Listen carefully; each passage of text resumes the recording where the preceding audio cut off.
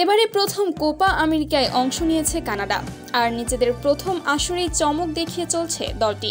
Group পর্ব এবং quarter ফাইনালের বাধা টপকে শীর্ষ 4-এ উঠে এসেছে আলফান্সো ডেভিসের দল। তবে এবার তাদের সামনে কঠিন পরীক্ষা।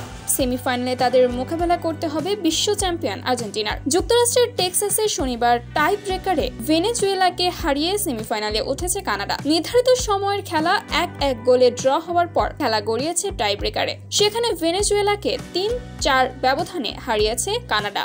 সেমিফাইনালের প্রতিপক্ষ আর্জেন্টিনার বিপক্ষে গ্রুপ পর্বেও একবার খেলেছে কানাডা।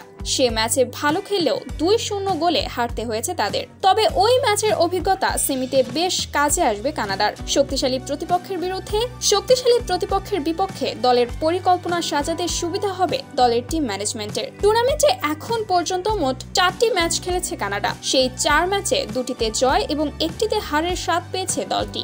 একটি ম্যাচ হয়েছে ড্র। গ্রুপ পর্বের 3 ম্যাচে উড়ন্ত জয় পাওয়া আর্জেন্টিনার শুরুটা হয়েছিল চ্যাম্পিয়নের মতোই। তবে ইকুয়েডরের বিপক্ষে কোয়ার্টার ফাইনালের ম্যাচটা তেমন ভালো যায়নি ডিফেন্ডিং চ্যাম্পিয়নদের। অগোছালো খেলা আর সুযোগ মিসের কারণে শেষমেশ টাই ব্রেকারে গিয়ে জিততে হয়েছে তাদের। ইকুয়েডর ম্যাচের ভুলগুলো সূত্রে কানাডার বিপক্ষে নিজেদের সেরাটা দিতে প্রস্তুত আর্জেন্টিনা। দলের মধ্যে কোনো ইনজুরির শঙ্কা নেই। সেরা তারকা মেসিও আছেন চোটমুক্ত, তাই সেমিফাইনালে তাকে পাওয়া যাবে বলে আশা করা যাচ্ছে। আগামী 10 জুলাই সেমির লড়াইয়ে মাঠে নামবে আর্জেন্টিনা এবং কানাডা।